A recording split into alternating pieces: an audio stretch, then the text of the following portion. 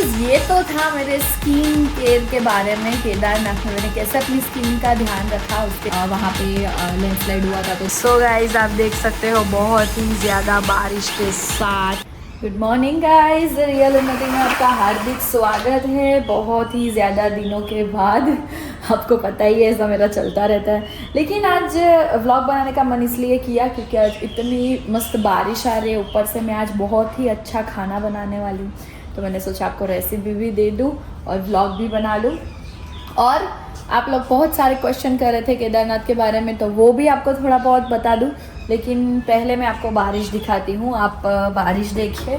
हमारे घर पे आपको पता ही है कि लाइक गार्डन है बड़ा सा, तो वहाँ का भी क्या हाल है वो आपको दिखाती हूँ।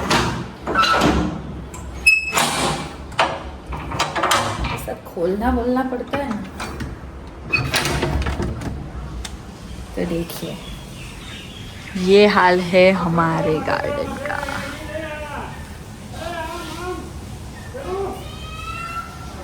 जब भी बरसात आती है ना, तब ये पूरा तालाब बन जाता है। बहुत ही मतलब लाइक ऐसे तालाब बन जाता है ना कि तैर तो नहीं सकते यहाँ पे, लेकिन इन लोगों को बहुत ज़्यादा मज़ा आ जाता है। ये लोग जो आप देख रहे हो, ये इन लोगों को यहाँ पे तैरने में मज़ा आ जाता है। उन लोगों का चलता रहता है तैरना वैरना सब। ये रहा देखो एक। आज सुबह में जब नाश्ता करने बैठी थी तो मैंने यहाँ पे भाखरी खाखरा वगैरह थोड़ा बहुत डाला था इनको खाने के लिए, तो आई थिंक ये लोग वही खा रहे हैं अभी। और कुछ भी होगा इनका खाने का, पता नहीं मेरे को।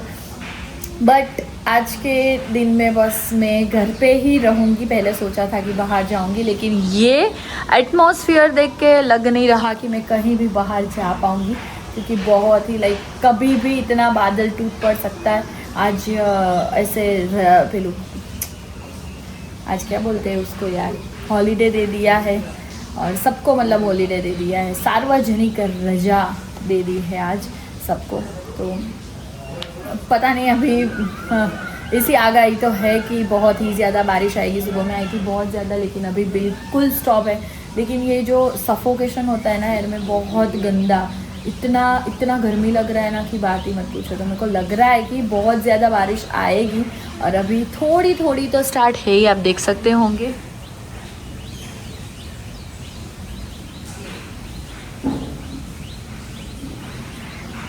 तो ऐसा है भाई। So as you all know guys कि अभी मैं केदारनाथ जाके आई हूँ, और वहाँ के दर्शन की बात करूँ तो हमने सपने में भी नहीं सोचा था उतने अच्छे दर्शन हुए जैसे कि मैंने आपको बताया। लेकिन एक और इम्पोर्टेंट बात मैं आपको करना चाहूँगी कि इतने अलग ही क्लाइमेट चेंज में मैं जाके आई हूँ।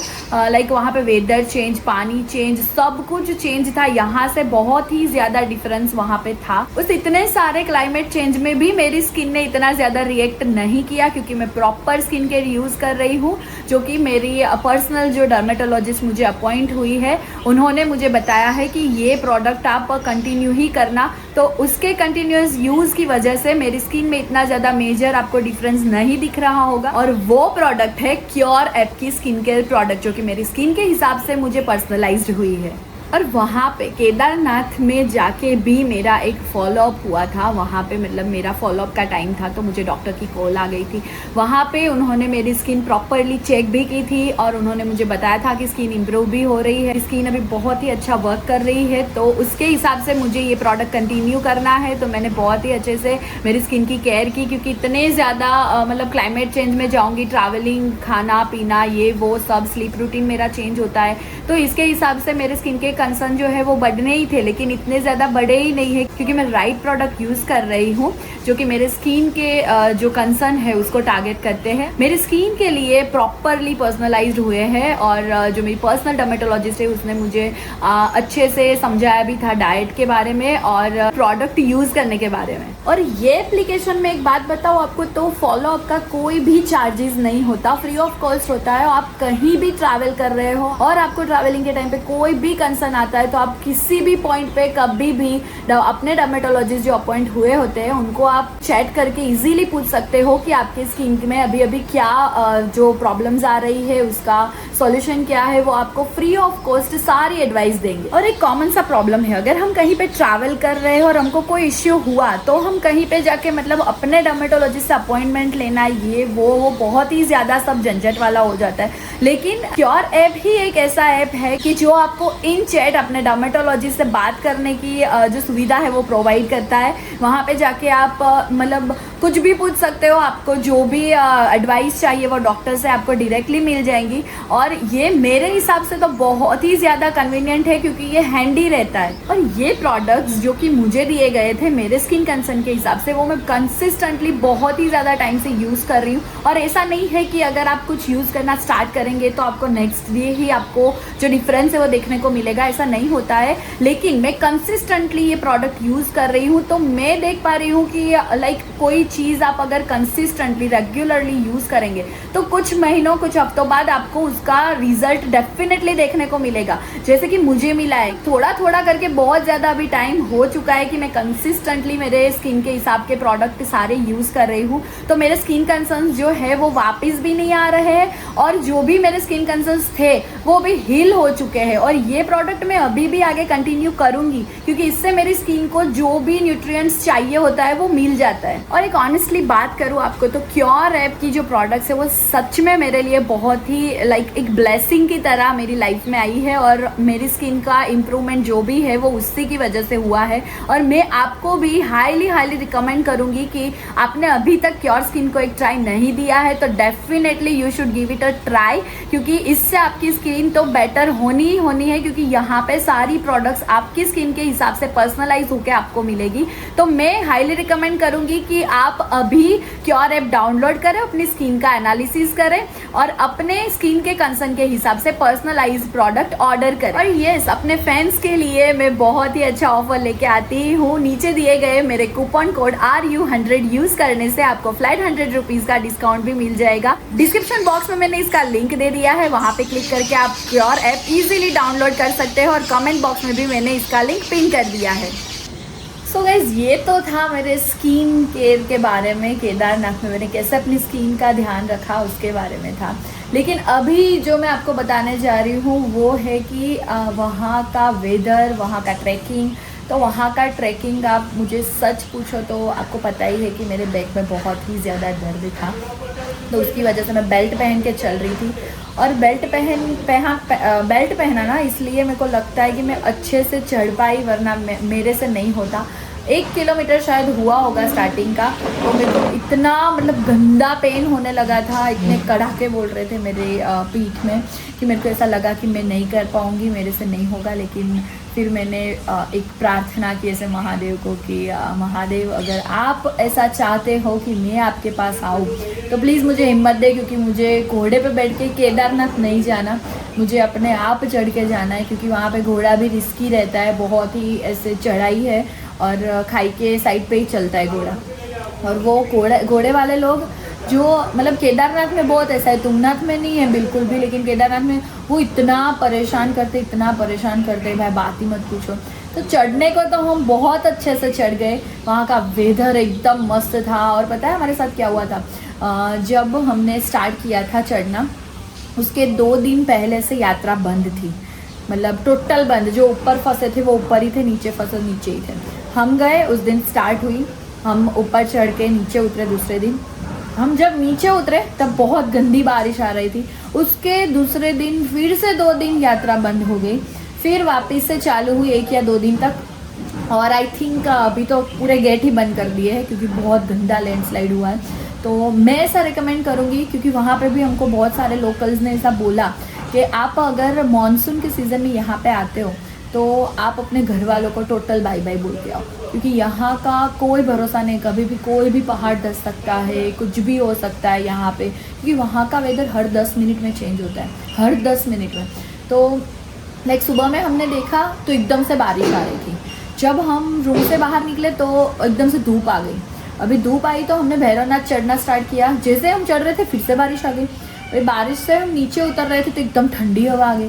तो 10-10 मिनट में लाइक वहाँ का वेदर इतना चेंज होता है कि वहाँ पे जाओ तो ठंडी के कपड़े, गर्मी के कपड़े, और गर्मी तो बहुत ज़्यादा होती ही नहीं है लेकिन फिर भी ह्यूमिडिटी के हिसाब से थोड़ी बहुत होती है, तो ठंडी के कपड़े, अच्छा जैकेट्स वगैरह। हम जैकेट नहीं लेके गए थे, बहुत परेशान हुए थे, जैकेट्स वगैरह, रेनकोट ये सब लेके जाओ। लेकिन मैं रेकमेंड करूँगी मानसून में ना जाए। अगर आपको बहुत अच्छे से दर्शन करने हैं, बिल्कुल शांत, मतलब कि कैसे कि मंदिर में कोई भीड़ ही नहीं है, बहुत अच्छे से आप चाहे इतना 2, 4, 10 घंटा मंदिर के सामने बैठ सकते हैं, जैसे हम बैठे थे तो वैसे आप बैठ सकते हो, वो सिर्फ और सिर्फ इसी सीज़न में। लेकिन ये सबसे ज़्यादा रिस्की भी होता है क्योंकि मानसून में बारिश की वजह से पूरे पहाड़ धंसते हैं, तो वो भी होता है। तो अभी के लिए वहाँ का लोकल्स भी हमको तो मना ही कर रहे थे क्योंकि उनका भी ऑफ सीज़न चल रहा है, तो वो भी ऐसे ही बोल रहे थे कि यहाँ पे आना बहुत ज़्यादा रिस्की है। लेकिन बाय गॉड हमारा बहुत ही अच्छा हुआ है और हमने दर्शन भी इतने अच्छे किए कि हम सपने में भी नहीं सोच सकते। और तो और तुंगनाथ गए, तुंगनाथ तो फिर हमारी हालत ही नहीं थी, मतलब हम गाड़ी से नीचे उतरे ना तो अभी मतलब पैर ही नहीं रखा जा रहा था, इतनी गंदी हालत हो गई थी, बहुत ही ज़्यादा पैर दर्द कर रहे थे। तो तुंगनाथ हम घोड़े पे गए थे, लेकिन वहाँ पे घोड़ों का क्या है कि चढ़ाई ऐसी है, डर तो लगेगा, उतरने में ज़्यादा डर लगेगा चढ़ने से ज़्यादा। लेकिन वहाँ पे जो घोड़े ना बहुत कम है, और वहाँ पे ऐसा है कि वो जो भी लाइक चलते हैं, साइड में चलते हैं, वो ऐसे किसी यात्री को परेशान नहीं करते क्योंकि वो वहाँ के जो लोग हैं ना वो लिमिटेड घोड़े लेके चलते हैं। केदारनाथ में क्या होता है कि घोड़े 4 या 6 होते हैं और चलाने वाला उसको एक ही होता है, तो ऑब्वियसली उसने 1 या 2 घोड़े पकड़े होंगे, आगे के घोड़े तो अपने आप चल रहे होंगे, तो उससे क्या होता है कि दूसरों को, चलने वालों को ज़्यादा तकलीफ होती है। तो ऐसे तुंगनाथ में नहीं है, तुंगनाथ में एक आदमी 2 ही घोड़े लेके चलता है, तो वो 2 संभाल सकता है अपने आप। तो ऐसा है कि यार तुंगनाथ में भी इतने मस्त दर्शन हुए, वो गुरुजी ने जो हमको ज्ञान दिया।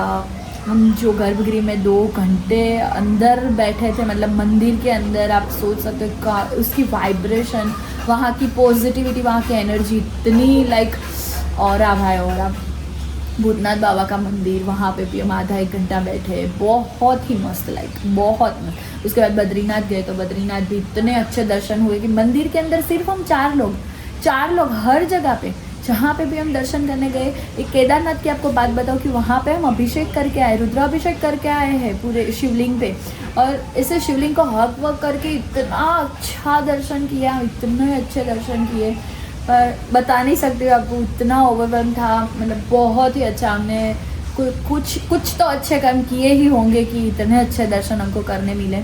बाकी जिसको जो सोचना है उनकी मर्ज़ी, लेकिन हर जगह पे हमको कहीं पे वेदर इफेक्ट नहीं हुआ, कहीं पे ये वो।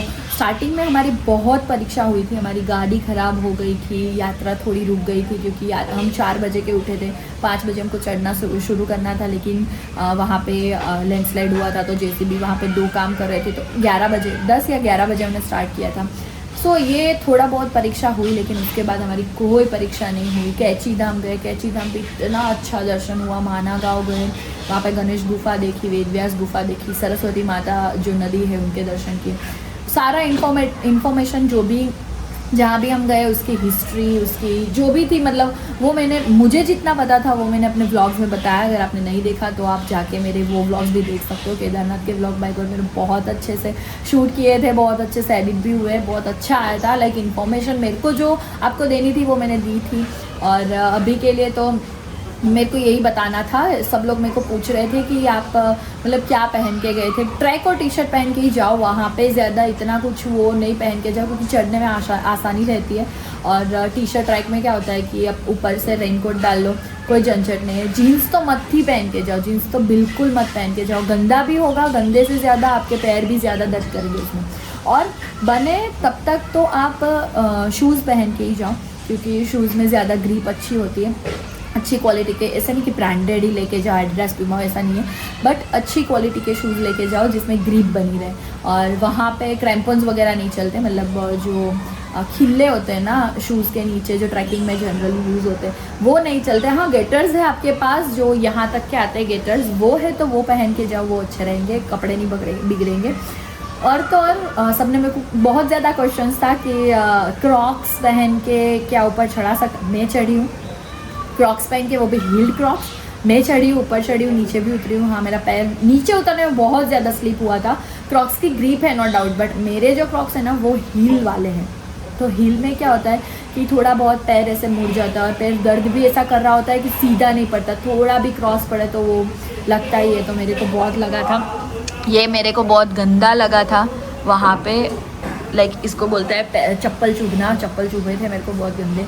पर हाँ, क्रॉक्स पहन के चल सकते हैं। किशन ने भी स्लाइडर्स ही पहने थे, हम सब ने, किसी ने भी शूज़ नहीं पहने थे, हम सब ने चप्पल्स वगैरह ही पहने थे, क्योंकि वो सीज़न नहीं था। अगर हम मानसून में शूज़ पहन के जाते हैं तो पैर पूरे बहुत गंदे हो जाते हैं, मतलब अंदर से पूरा पैर आप हमारे गुजराती में ऐसे बोलते हैं कोवाई जाई है, कोवाई जाए, तो ऐसे हो जाते हैं पैर और वो गंदा, मतलब गंदा रहता है। तो इससे अच्छा है कि चप्पल पहन के चलो, लेकिन चप्पल ग्रिप वाले होने चाहिए, क्योंकि वहाँ पे पूरे मतलब स्टोन्स ही है जिसके ऊपर आपको चलना है, पत्थर के ऊपर ही चलना होता है। वहाँ पे ट्रैक नहीं है, कोई ट्रैक मतलब कि सीधा कोई रास्ता नहीं बनाया हुआ है, पत्थर के ऊपर चलना होता है। पत्थर कभी कभार बीच में से एक आधा पत्थर निकल गया तो उसके अंदर खड्डा हो जाता है, तो उसमें भी पैर, मेरे ऐसे ही पैर फंसे इसमें, देखा मतलब अच्छे से दिखाई नहीं दे रहा था। हम टॉर्च नहीं लेके गए थे, वो हमारा भूल था बहुत बड़ा, टॉर्च नहीं लेके गए थे। फ़ोन की टॉर्च थी, लेकिन बारिश चल रही थी तो हम फ़ोन निकाल नहीं सकते थे, तो फ़ोन की टॉर्च थोड़ी बहुत यूज़ की। मेरे 2 या 3 बार गिरने के बाद फ़ोन की टॉर्च शुरू की थी। और आप जाके मेरे व्लॉग देखना, जब हम चढ़ रहे थे ना, तब मैं 1-2 बार गिरी थी, और वो मतलब समहाउ व्लॉग में आ गया। मैंने जैसे वीडियो स्टार्ट किया मैं गिरी, जैसे वीडियो स्टार्ट किया मैं गिरी, तो वो व्लॉग में आया है। थोड़ा हंसना वाला भी है, अच्छा है कॉमेडी। और आप देखना और कमेंट भी करना कि आपको कैसे लग रहे हैं वो व्लॉग्स। और बस यही था, और ज़्यादा इन्फॉर्मेशन अगर आपको कुछ और ज़्यादा जानना है, केदारनाथ, तुंगनाथ, बद्रीनाथ, और हाँ हमने 2 धाम किए थे, बद्रीनाथ और केदारनाथ, और तुंगनाथ भी किया था, कैची धाम किया था, और गोलू देवता मंदिर गए थे। तो गोलू देवता मंदिर में तो मेरी मन्नत थी, तो वो हम पूरी करने गए थे, क्योंकि लास्ट टाइम जब हम नैनीताल गए थे तो वहाँ पे मैं मन्नत मांग के आई थी, और मन्नत पूरी करने के लिए फिर गए थे हम वहाँ पे। तो ये 4 धाम, 4 या 5 जो भी हम मंदिरों में घूमे हैं, वहाँ से आपको अगर कुछ और जानना हो तो मुझे प्लीज़ इसमें कमेंट कीजिए। मैं कल के व्लॉग में आपको उनके आंसर भी दूंगी कि वहाँ पे क्या है, ये आपको जो भी जानना है वो मैं आंसर दूंगी। कुछ भी, मतलब कपड़े, एसेंशियल चीज़ क्या ले जानी है, ये वो आपको जो भी जानना है मुझे कमेंट कीजिए, मैं उसका आंसर आपको दूंगी। लेकिन अभी के लिए मेरे पास इतनी इन्फॉर्मेशन थी जो कि मैंने आपको शेयर कर दी है। अभी डायरेक्ट, क्योंकि अभी मैं घर पे ही हूँ, तो अभी डायरेक्ट रात को मिलेंगे। अगर किशन बाहर जाने वाला है, अगर वो बाहर नहीं जाता, तो आज मैं रात को बनाऊँगी चट्टाकेदार चना मसाला, और वो मैं कैसे बनाऊँगी वो मैं आपको दिखाऊँगी। So please stay tuned. So guys, आप देख सकते हो बहुत ही ज़्यादा बारिश के साथ, किशन पटेल के साथ हम अभी झूला झूल रहे हैं। और मैंने आपको बताया था कि मैं सब्ज़ी की रेसिपी दूंगी, लेकिन सब्ज़ी का ऐसा था, मैंने सारा प्रिपरेशन कर लिया और मैं व्लॉग बनाना भूल गई, तो उसके इसीलिए ऐसा हो गया कि फिर प्रिपरेशन ही सारा ख़त्म हो गया था। फिर सब ऐसे तड़के लगाने थे, तो उसमें तो मैं आपको क्या ही दिखाती। लेकिन 2 मिनट रुको ना।